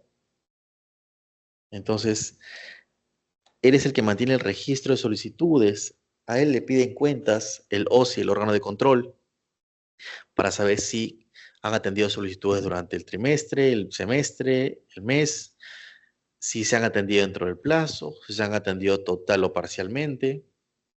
Entonces, por eso hay un funcionario responsable, porque tiene que mantener el control como tal de las solicitudes dentro de la entidad. Porque imagínense si el día de hoy ingresan 5 solicitudes, llega al funcionario responsable crea, supongamos, un Excel y establece, el día de hoy me llegaron 10 solicitudes. Pasa un mes y nunca se enteró que ya fueron respondidas. O quizá fueron respondidas fuera de plazo. O quizá fueron mal respondidas. Entonces, el funcionario responsable carga con esta función de poder mantener el registro de las solicitudes, de revisar, de comunicar las respuestas denegatorias, de comunicar las prórrogas, las liquidaciones en caso de que existan costos, de requerir información a las áreas. Dense cuenta que dice ahí requerir información a las áreas. No es derivar la solicitud para que ellos lo respondan. Existe a veces esa mala práctica de que las entidades públicas, como se me hace tarde, ya no tengo tiempo para entregárselo al funcionario responsable, yo directamente saco mi carta. Puedes hacerlo, finalmente el administrador no te va a decir nada porque recibió la información. Pero si por ahí hay un informe de control, puede que verifiquen que la información que has enviado lo has hecho directamente y no ha pasado por el funcionario responsable. Que estés por ahí asumiendo funciones que no te competen. Porque como repito, esas funciones se lo otorgan con resolución. Es como que el día de hoy yo me quiera meter al portal de transparencia que es administrado por otro, quizá por un ingeniero, y empieza a cargar información de manera indiscriminada. No, para eso hay un funcionario responsable del portal de transparencia, para que él cargue la información de la entidad que es de interés público. Entonces, mantengamos siempre esa línea de responsabilidades, quizá por si hubiera algún tipo de deslinde más adelante. Entonces, tenemos el funcionario responsable de tener solicitudes, tenemos el funcionario responsable del portal de transparencia que busca implementar y mantener el portal de transparencia estándar actualizado, recabar información y nótese nuevamente que utiliza la palabra recabar, así como utilizan requerir. Recaba información, ¿no? Pide y recibe la información de las oficinas para mantener actualizado el portal. Obviamente debe aparecer en el portal también la fecha de la última actualización para que la persona que acceda pueda saber de cuánto tiempo data la información que está recibiendo o está recabando. Y por otro lado está el funcionario del área poseedora, que es el funcionario de cada oficina que se encarga de brindar la información requerida por los funcionarios de transparencia, ¿no? Sustentar el uso de prórrogas, acreditar las acciones para localizar la información extraviada y garantizar la autenticidad de la información entregada. Este último punto es muy importante, señores. El garantizar la autenticidad de información entregada. ¿Qué pasa si el día de hoy, por ejemplo, yo pido copia de una resolución que quizá fue emitida por mi cliente? Me entregan copia de la resolución y advertimos que la firma en la resolución fue falsificada en su momento, ¿no? Que esa resolución, hasta donde yo recordaba, no tenía firma. Y cuando pido la copia, me la entregan con firma. ¿Quién es responsable de la autenticidad de esa información? Porque la carta me la entrega el funcionario responsable. Y muchas veces se han ido hasta fiscalía por este tipo de temas. Quedó zanjado en la propia norma que garantizar la autenticidad de la información corresponde al área poseedora. El funcionario responsable de atender la solicitud es un medio de comunicación. Él no valida la autenticidad de la información. Simplemente traslada. En ese sentido, las áreas poseedoras, si bien no emiten las cartas al administrado, sí son responsables de la información que están entregando. Cada uno cumple un rol. Por eso les comentaba, no es correcto que las áreas poseedoras de información atiendan directamente las solicitudes a los administrados. Puede parecer quizá un acto de proactividad, ¿no? Un acto de celeridad, pero no es una función que les corresponda. Ahora, ¿qué tan grave es esto, doctores? ¿Qué tan grave es estos temas de transparencia? Porque muchas veces existía la idea de que, bueno, es transparencia, finalmente se va a responder, y cuando se responda todo quedó en nada, ¿no? Eso no necesariamente es así.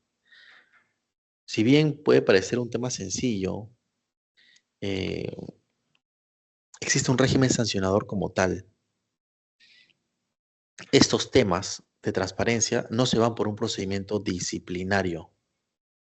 Y es algo que quiero que tengan claro. Si ustedes incumplen normativa de transparencia, no van a ir por un procedimiento disciplinario. Doctor, que yo conozco el disciplinario, amonestaciones, ¿no? Hay escrita, verbal, suspensión, destitución. No, señores, acá no se van a ir por un disciplinario. Se van a ir por un procedimiento administrativo sancionador. ¿Cuál es peor? El sancionador, a mi criterio. ¿Por qué? Porque casi nada constituye infracciones leves. En transparencia, casi el 98% son infracciones graves o muy graves. Vamos de abajo para arriba. Respecto a los funcionarios y servidores públicos, el hecho de no encauzar correctamente una solicitud u omitir la comunicación del uso de prórroga, es decir, olvidaste comunicar la prórroga o no encauzaste correctamente la solicitud, ¿qué implica? Una sanción. ¿Qué sanción? Una suspensión. Suspensión de 10 a 30 días. ¿Solo por qué? Por no encauzar correctamente la solicitud. ¿Por qué? Porque omitiste la comunicación del uso de prórroga. Solo por eso que te pueden suspender de 10 a 30 días. Doctor, si se niegan a recibir una solicitud, si atiendo fuera de plazo, doctor, tenía 10 días, atendí en el día 20, en el día 11, el día 15, el día 12, ¿qué sanción puedo tener? Eso es una falta grave. Te pueden sancionar de 31 a 120 días, o sea, casi 4 meses suspendido. Doctor, tengo la costumbre en mi entidad de mandar la información incompleta, que lo advierta y lo completo, ¿no? Entregar información incompleta también es una falta grave. Doctor, no hemos implementado el portal de transparencia. Es una falta grave. Doctor, para quizá hacerlo un poquito larga, le exigí algunos requisitos adicionales como para observarlo y que pueda ganar tiempo. Es una falta grave. Realizar cobros indebidos. Vamos al caso de CD. Doctor, en el TUPA no existe el cobro de un CD. Y yo le cobré, más o menos el CD cuesta 2 soles, le cobré 2 soles. ¿En tu TUPA está? No. ¿Y por qué le cobraste? Es una falta grave. Entonces, dense cuenta que casi todo son faltas graves o faltas muy graves que vamos a ver ahorita. Doctor, sustraer, destruir, alterar información, falta muy grave. Emitir directivas contraviniendo la ley. Muchas veces dicen, bueno, la ley no es tan favorable, voy a crear una directiva de mi entidad que sea más flexible, ¿no? La ley dice que son 10 días, yo digo que son 15. La ley dice que tengo que emitir la prórroga o la aclaración en 2 días, yo le pongo 5. ¿No? La ley dice que solamente hay estos supuestos restringidos, yo creo más supuestos de excepción. Eso también es una falta muy grave. Adoptar represalias. Interesante, doctor. Ya tengo un administrado que todos los días presenta solicitudes y estoy empezando a denegarle por represalia. ¿Ok? Eso también es una falta muy grave. Doctor, ya perdí el proceso en segunda instancia. Se fue al tribunal y el tribunal me ordenó, pero no lo voy a hacer. O no lo hice. Es una falta muy grave. O, doctor, esta información que me están pidiendo, me han dicho que no debo entregarla y se lo he denegado, pero no le he puesto el motivo. Denegar información sin motivación también es una falta muy grave. ¿No? ¿Y qué implica? Suspensión de 31 a 180 días. Entonces, nótese que las sanciones en materia de transparencia no son sanciones de una amonestación verbal, una amonestación escrita. La mayoría, si no es que casi todas, son suspensiones, infracciones graves o muy graves. ¿No? Ahora, el procedimiento sancionador para personas jurídicas entra en vigencia a los 9 meses de publicación del reglamento. ¿Y qué es lo que decía? Las personas jurídicas privadas que prestan servicios públicos, ¿no? Universidades nacionales privadas, notarías, ¿no? Que ejercen funciones administrativas bajo concesión, delegación o autorización del Estado, también están sujetas a un régimen sancionador. ¿Y qué incluye eso? Casi lo mismo. Infracciones leves, graves y muy graves. Los supuestos son casi los mismos, si se dan cuenta. Pero ¿cuál es la diferencia aquí? Que yo no puedo suspenderlos. ¿Por qué? Porque yo no puedo suspender quizá al rector de una universidad, no puedo suspender a un notario. ¿Pero qué puedo hacer? Puedo multarlos. Las multas también van en escala. Las leves hasta una UIT, las graves de 1 a 3 UITs, las muy graves de 3 a 5 UITs. Solamente por incumplir dentro de un procedimiento de transparencia. Entonces, nótese que realmente el régimen sancionador de esta ley especial no se va como en la ley de procedimiento administrativo general por un disciplinario, aquí se va por un sancionador. Y las sanciones, valga la redundancia, son más graves.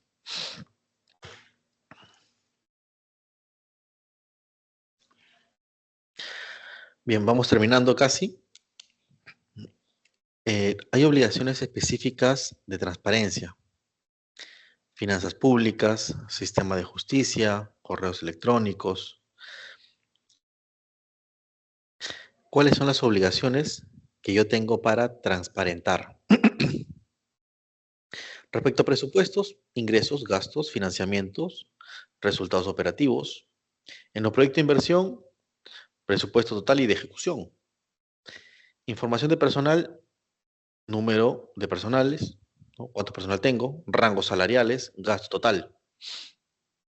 En las contrataciones, valores referenciales, los contratistas, montos y penalidades.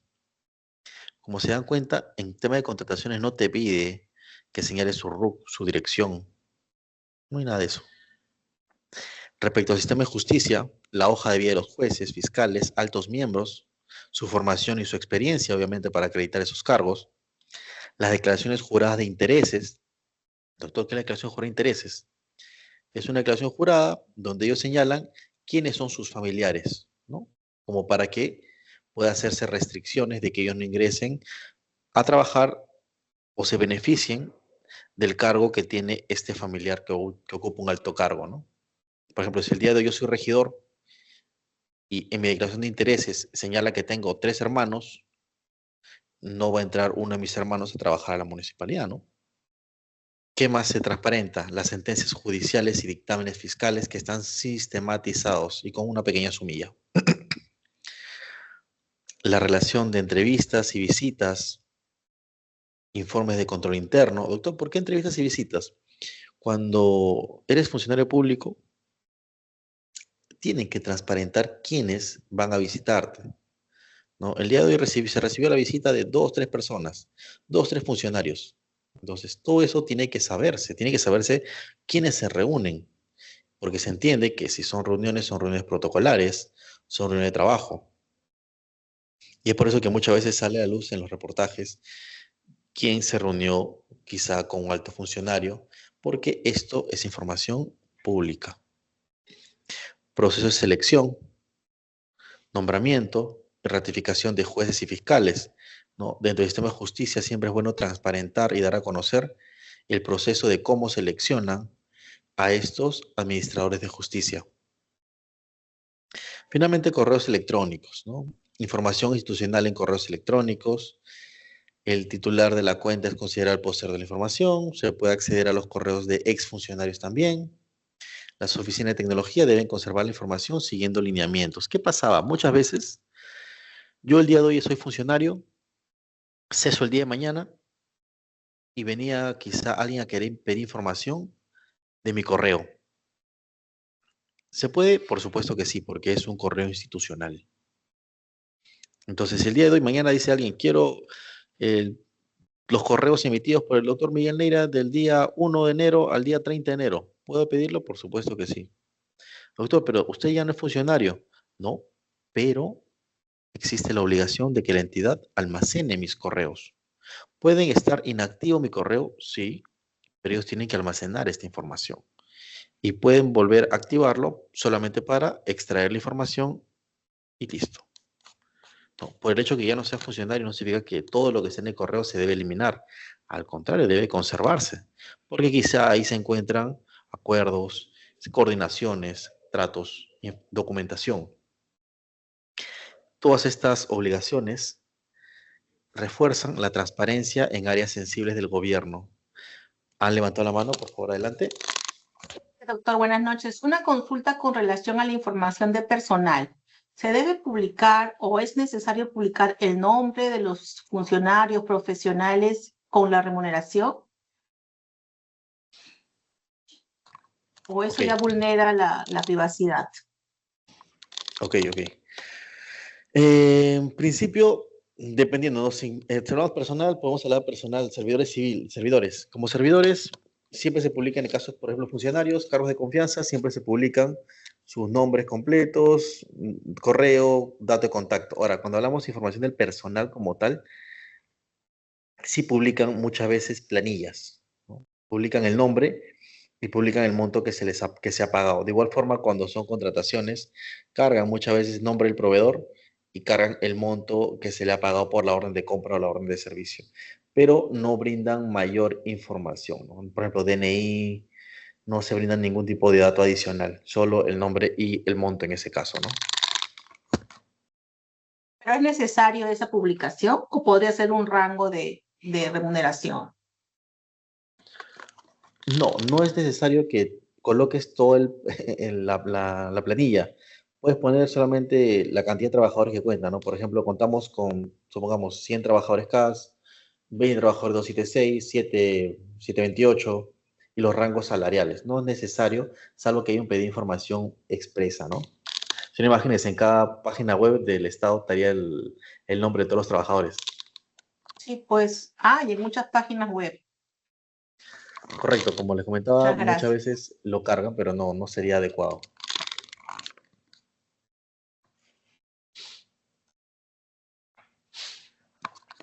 Bien, entrando por último al tema de conservación de la información, Doctor, tenemos que es responsabilidad del Estado. El Estado tiene responsabilidad ineludible de crear y mantener registros públicos de manera profesional para garantizar el pleno ejercicio del derecho a la información, ¿no?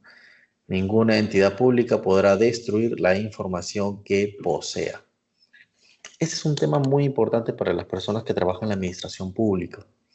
Muchas veces pueden recibir hasta denuncias en las cuales dicen, por ejemplo, solicito la resolución número 20, ¿no? Solicito la resolución número 20 y tú le dices, no tengo la información, le niegas la información porque no cuentas con esa información, ya verificaste en tu acervo documentario, no está la número 20, y te denuncian porque dicen que has destruido la información. Entonces, recuerden que no es que tú necesariamente has tenido que destruir la información. Es posible que esa información nunca haya existido. Para que tú puedas acreditar una destrucción, tienes primero que acreditar la preexistencia de la documentación. Entonces, si quizá yo no cuento con esa información, o vayamos a un ejemplo que pasa en todas las entidades públicas, los archivos centrales. Los archivos centrales generalmente no tienen inventario, en su mayoría. Algunos sí ya han digitalizado, han migrado a microformas, pero en su mayoría no tienen un archivo central ordenado. Entonces, ¿qué pasa? Yo pido una información, la oficina, supongamos, pido una licencia de funcionamiento. Va a la oficina de licencias, la oficina de licencias dice, yo no lo tengo. Yo tengo información solamente hasta el año 2023. Debe estar en el archivo central. Consultan el archivo central busca todo su archivo y no encuentra nada. Le comunican al administrado, señor, no tenemos nada. Y ellos dicen, ¿cómo no lo vas a tener si es la licencia de funcionamiento que tenía mi vecino hace unos años? Denuncian destrucción de información. Entonces, para que tú puedas quizás ser pasible de una denuncia como tal por destrucción de información, tendría que acreditarse que esa información en primer lugar existió.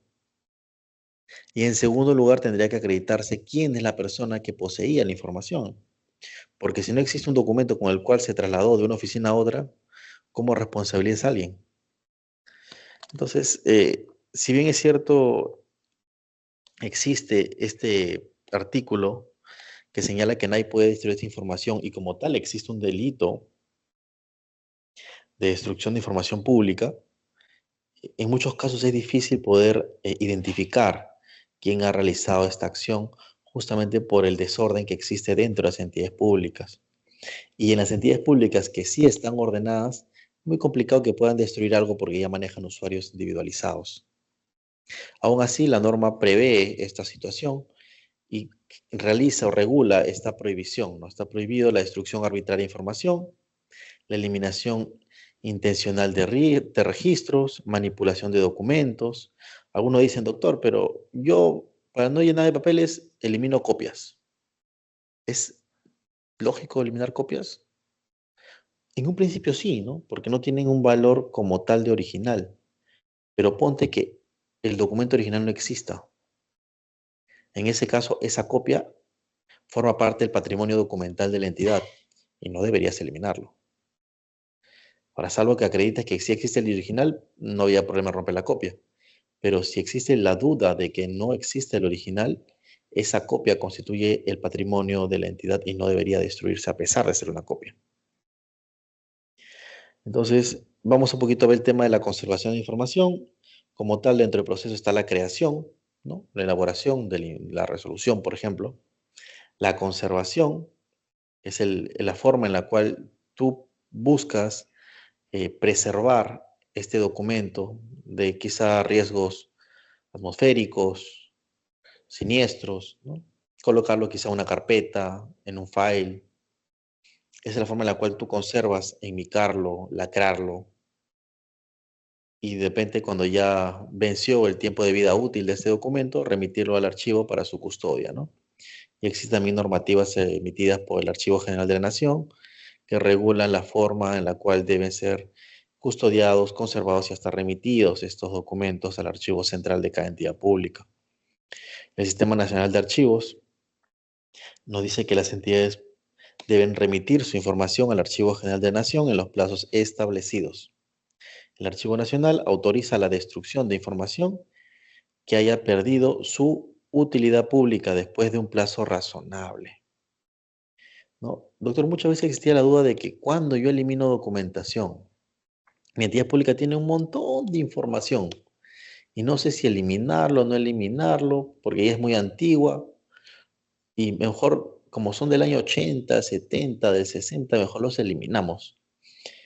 Es un tema que tiene que valorarse, ¿no? Dependiendo, porque ahí tiene que haber una valoración del tiempo de vida útil. Si son, por ejemplo, actas de nacimiento que algunas municipalidades aún tienen, eh, carpeta de matrimonio, esas cosas no pueden eliminarse, tienen valor permanente, ¿no? Resoluciones tampoco pueden eliminarse. Pero de repente hay otra documentación que quizás sí ya puedan ir destruyéndose. ¿Cómo eliminamos? Bueno, también hay procedimientos, de repente crear un programa de un PCDA, ¿no? O de repente crear una comisión, proponer al AGN la destrucción de documentos, me lo apruebo, lo elimino. Pero sí, es todo un procedimiento archivístico. También hay directivas que regulan esto, pero en principio siempre tiene que custodiarse todo lo que conserva, todo lo que implica el patrimonio documental de las entidades, ¿no? Entonces los funcionarios públicos, según el artículo 52 del Reglamento del Sistema Nacional de Archivos, te dice que los funcionarios son responsables de agotar todas las acciones para recuperar la información extraviada o destruida. Entonces, si la información no la encuentro, se perdió, se destruyó, hubo un corte de luz, se provocó un incendio, se destruyeron varios expedientes, tienes la obligación de reconstruirlo, ¿no? Tienes que mandar tus cartitas a todas las personas que están implicadas, a ver si cuentan con la posibilidad de poder brindarte una copia o el original para empezar a reconstruir tu expediente, ¿no? La conservación adecuada de la información es fundamental para garantizar la transparencia y el ejercicio efectivo del derecho a la información pública. Con ello, señores, estaríamos concluyendo la sesión del día de hoy. Muchísimas gracias. Voy a dejar de compartir en este momento en la pantalla.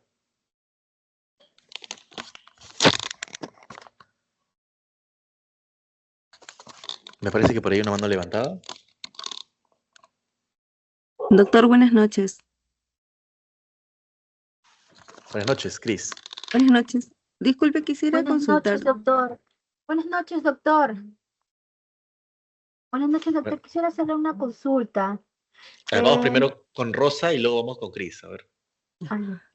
Doctor, buenas Hola. noches. Disculpe, quisiera consultarle sobre el tema referido a la conservación del correo electrónico de un exfuncionario, si existe algún plazo establecido para dicha conservación o es a modo discrecional de la entidad. Gracias. Ya, ok. Respondiendo lo primero, no existe una normativa que como tal te diga cuánto tiempo tiene que conservarse, pero por ser medios digitales se entiende que tiene una conservación casi permanente. Lo que se estima generalmente es mantener una conservación de acuerdo a la capacidad que tienen los equipos de cada entidad, ¿no? A veces son 3 años, 2 años, a veces por la capacidad, simplemente en un año se empiezan a ir borrando los mensajes.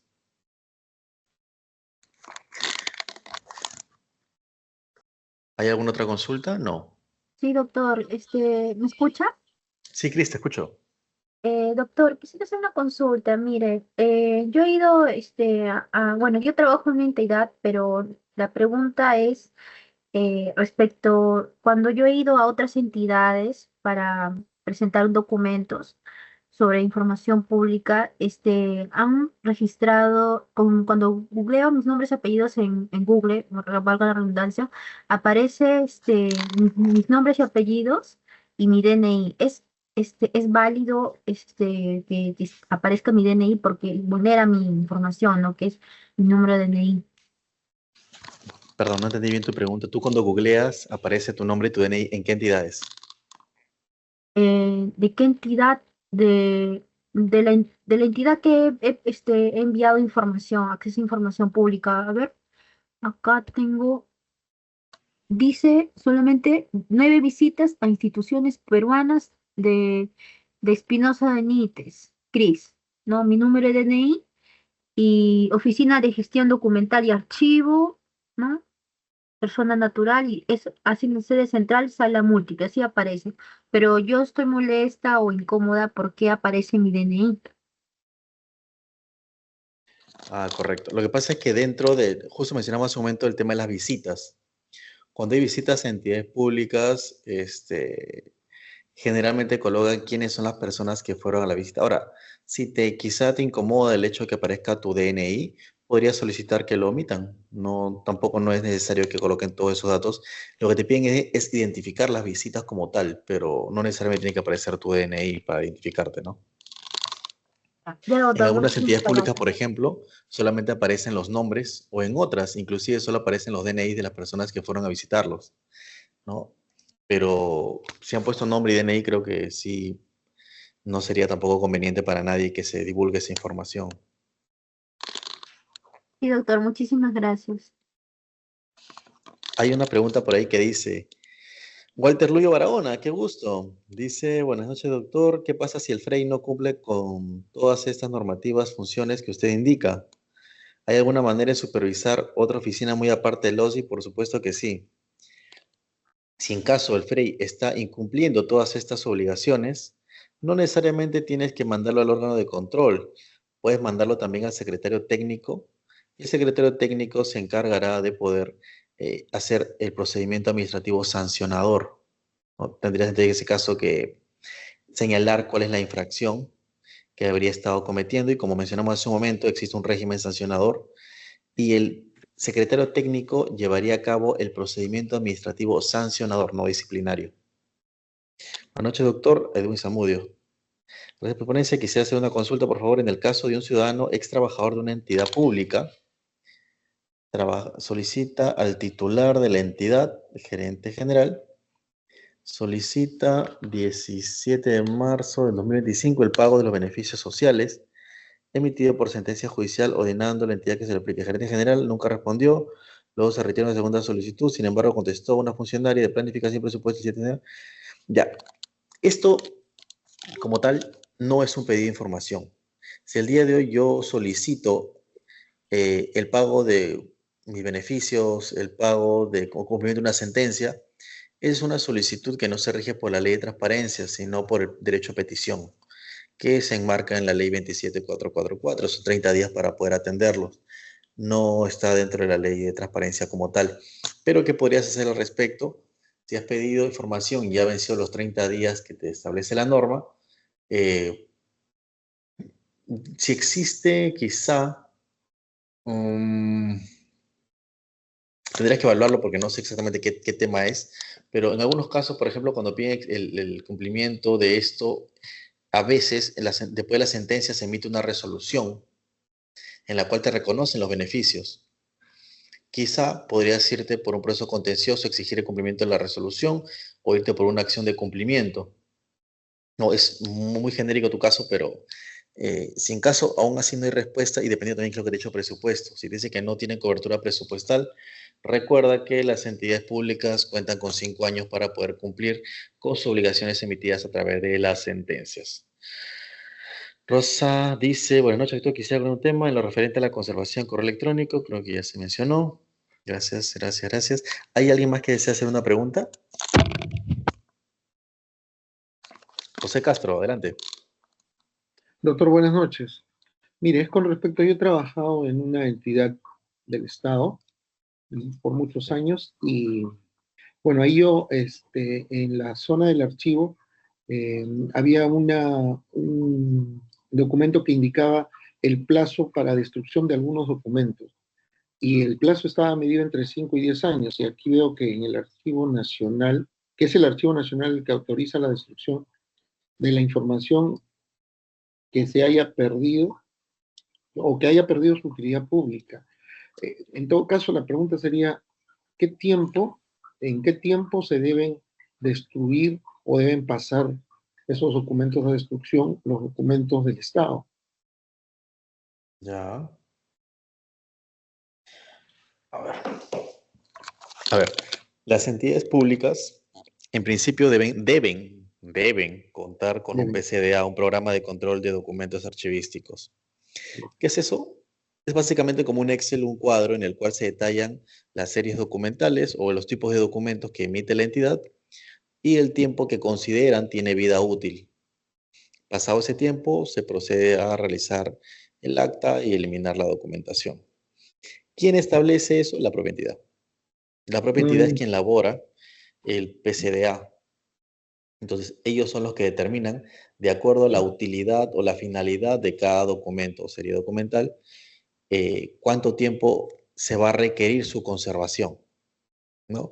Y esto obviamente se enmarca también en otras normas conexas respecto a esos documentos, ¿no? Por ejemplo, en el caso de los comprobantes de pago, ¿no? Los comprobantes de pago no es que se pueden eliminar en 5 días porque discrecionalmente se le ocurre a la entidad eliminar los 5 días. Puede tener un montón, sí, pero no necesariamente puede eliminar los 5 días. ¿Por qué? Porque el Sistema Nacional de Contabilidad también te exige que tengas una conservación por más años. Entonces, cuando se crea el PCDA se elabora con todas las áreas de la entidad y cada área en conocimiento de su materia le asigna una cantidad de años a cada tipo de documento, ¿no? Entonces, no existe una regla de que ya pasaron 2 años o 3 años y ya pueden eliminarse, ¿no? Es una mala costumbre y quizá un desconocimiento por parte de muchos en el sistema archivístico. ¿Alguna otra consulta? Creo que Esteban levantó la mano.